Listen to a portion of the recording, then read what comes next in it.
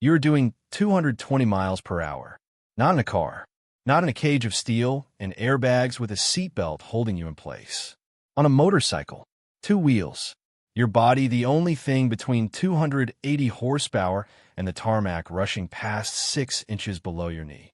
The corner is coming. You know it's coming.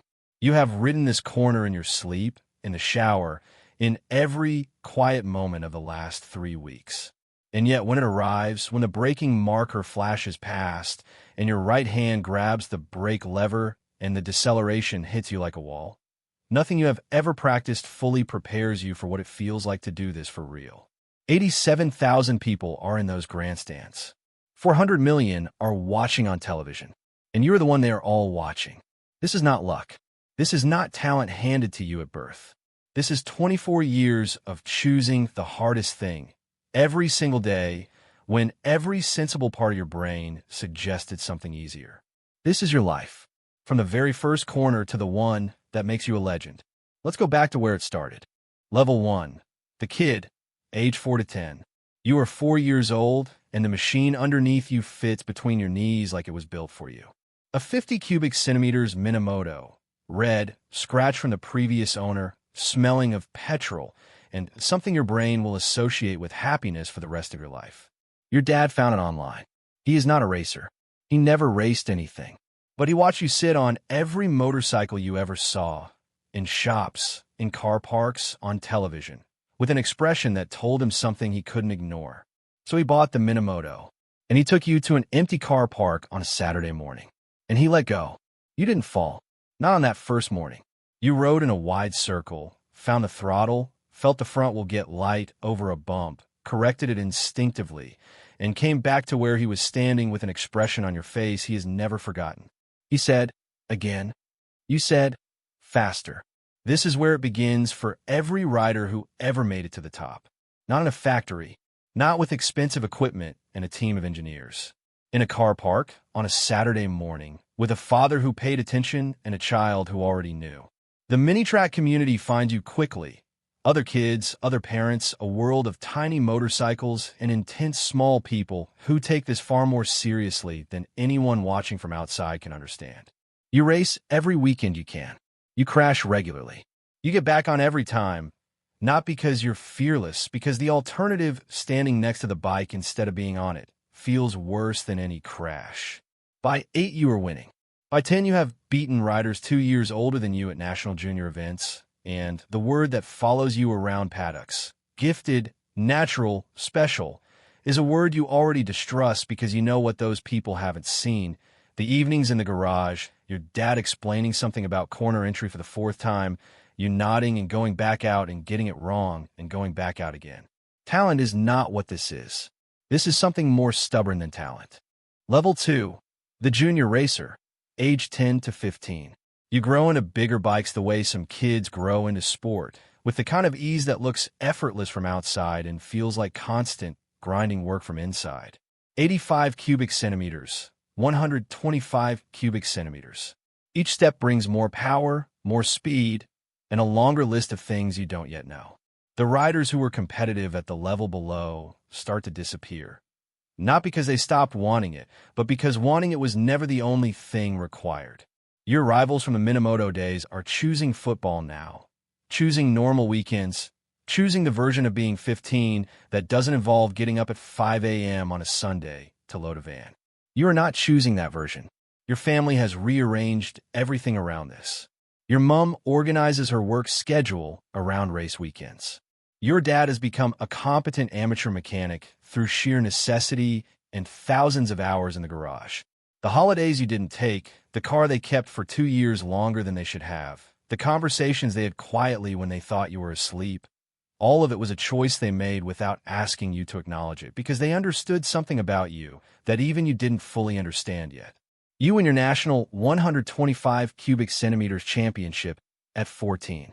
1 race left in the season, you're second by 3 points, and you pass the leader on the penultimate lap of the final race in a move that your data engineer, a man who has worked in motorsport for 15 years, will later call the cleanest overtake he has seen from a rider your age. Standing on the top step of the podium at 14, national champion, Your mom taking photographs from behind the barrier with her phone, your dad pretending not to cry and failing. You feel something that you will spend the next 20 years of your life trying to find again at bigger and bigger scales. You have no idea yet how big the scale is going to get. Level 3. Moto 3 World Championship, age 16 to 19. The first time you walk into a MotoGP paddock as a rider, not a spectator, you stop walking for a moment. The factory trucks, the hospitality units, the engineering teams moving with the specific, unhurried purpose of people who have been doing this at the highest level for years. The smell, fuel, rubber, carbon fiber, something electric that hits you the second you walk through the gate. You're 16 years old and you belong here. You know it the way you knew you belonged on a motorcycle at 4. Not with certainty about the results, with certainty about the direction. Moto 3 is the entry class of the World Championship. 250 cubic centimeters single-cylinder engines, 60 horsepower, a grid of the best junior riders from every country in the sport. Your first qualifying session, the lap time you need to reach the top 10 is 0.8 of a second faster than your best. 0.8 sounds like nothing. 0.8 at this level is everything. You qualify 17th. You finish the race 14th. You write down everything you got wrong. The learning curve of your first Moto3 season is the steepest thing you have ever climbed. Not technically, you can handle the bike. Tactically, Racekraft at World Championship level operates on a different plane from everything you've done before. The positioning in braking zones, the reading of rivals 3 corners ahead, the management of tire life across a 20-lap race where every decision compounds. You are learning a language you've never heard spoken at full speed. By your second season, you are fluent enough to fight for wins. By your third season, you win the Moto3 World Championship. The night after you clinch the title, not at the race, later in the hotel room, after the celebrations have quieted, you sit on the edge of the bed and you think about the Minamoto in the car park. The wide circle, your dad letting go. You have been a world champion for 6 hours and you are already thinking about what comes next. Level 4, Moto 2, age 19 to 21. The step from Moto 3 to Moto 2 is the most violent transition in motorcycle racing. Moto 2 runs a 765 cubic centimeters, 3-cylinder engine, producing 140 horsepower. More than double the power of the bike you just won a championship on. The braking distances are longer. The lean angles are more extreme. The speed at which you arrive at a corner, any corner, is a number that, if you had been told it at 15, you would have struggled to believe was survivable. Is survivable, but only if you learn the new language fast enough. Your first Moto 2 season, you crash more than you ever have. Not from recklessness, from the process of finding a limit that is genuinely further away than any limit you have previously found. Every crash is a data point. You treat it that way. You watch the footage, you talk to the engineers, you go back out and push to the same place again, more prepared this time. By your second Moto 2 season, you are leading the championship with 3 rounds to go. The final round, you need to finish 10th or better to take the title regardless of what anyone else does. You qualify second. The race starts cleanly. You run third for the first 12 laps, controlled, measured, banking the points you need. Lap 13. Your rear tire, which has been working perfectly all race, begins to give up. The grip disappears incrementally. The rear stepping out at the exit of corners it handled cleanly 10 laps ago. You can feel it, the conversation between the tire and the tarmac changing from a statement to a question. You manage it, lap by lap, corner by corner. You don't fight the tire. You listen to it, give it what it can handle, no more. You cross the line in 4th place. You are the Moto 2 world champion. Your dad is somewhere in the grandstand. You find him afterward. He doesn't say anything for a long time. He just puts his hand on the back of your neck the way he did when you were 5 and fell off the Minamoto for the first time and didn't cry. You are 20 years old. You have won 2 world championships. And you are about to discover that everything you have done so far was preparation for what comes next. Level 5, Motog Rookie, age 21 to 23. The first time you ride a MotoGP machine, at a preseason test, you come back to the pits after 3 laps, and you sit quietly for approximately 4 minutes before you say anything. Your engineer is watching you. He has been through this before. Good Moto2 riders stepping onto the premier class bike for the first time, recalibrating everything they know. He waits. You say, the brakes. He nods. He knows. The carbon brakes on a MotoGP machine generate deceleration that compresses you into the tank at forces approaching 6 times your body weight. Nothing in any junior class prepares you for this. The first time you use them at full force, coming into a tight chicane at 200 miles per hour, the violence of the deceleration is so extreme that your mind goes blank for a fraction of a second. Not from fear, from sheer sensory overload. You spend the entire preseason test relearning how to brake. Your first MotoGP race, you qualify 8th. In the race, you push too hard on cold tires in the opening laps and run wide twice. You finish 10th. It is your first MotoGP championship point. You are not happy with 10th. You're already thinking about the next race. The gap between you and the riders at the front is not talent. You know this clearly. It is experience, the specific, accumulated, irreplaceable experience of having ridden this bike in these conditions against these riders in this atmosphere dozens of times until the conscious calculation becomes unconscious reflex. You begin the process of accumulating that experience the only way it can be accumulated. One race at a time, one mistake at a time, one correction at a time. Level 6, the crash, age 23. Turn 3, a fast left-hander. You are committed to the apex, the bike at maximum lean when the front tire lets go. There is no warning, no wobble, no moment of instability that might have let you catch it. The front folds, and you are on the tarmac before your brain has registered that it's happening. You hit the gravel at 130 miles per hour. Then the barrier. You're conscious. That's the first thing you establish. The second thing you establish in the few seconds before the medical team arrive is that something is badly wrong with your right arm. The injury is serious. A complex fracture. 8 months minimum before you can race again. The surgeon is precise and honest. You listen carefully and ask no questions because there are no questions worth asking. The situation is what it is. 8 months of rehabilitation. Physical therapy every morning. Learning again how to do things that used to be automatic. Grip, rotation, the specific motion of working a throttle and brake lever at high speed. There are mornings when the progress feels like nothing.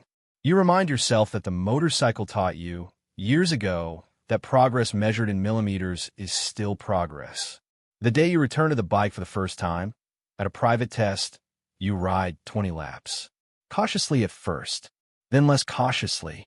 By lap 15, you are within a second of your pre-injury pace. By lap 20, you are within 4/10. You call your dad from the car park. You don't cry. Neither does he. You're back. Level 7. The factory rider. Age 24 to 28. A factory call. The real one. Not a satellite team. Not last year's specification. The factory. The best engineers. The best data systems. The best machine on the grid.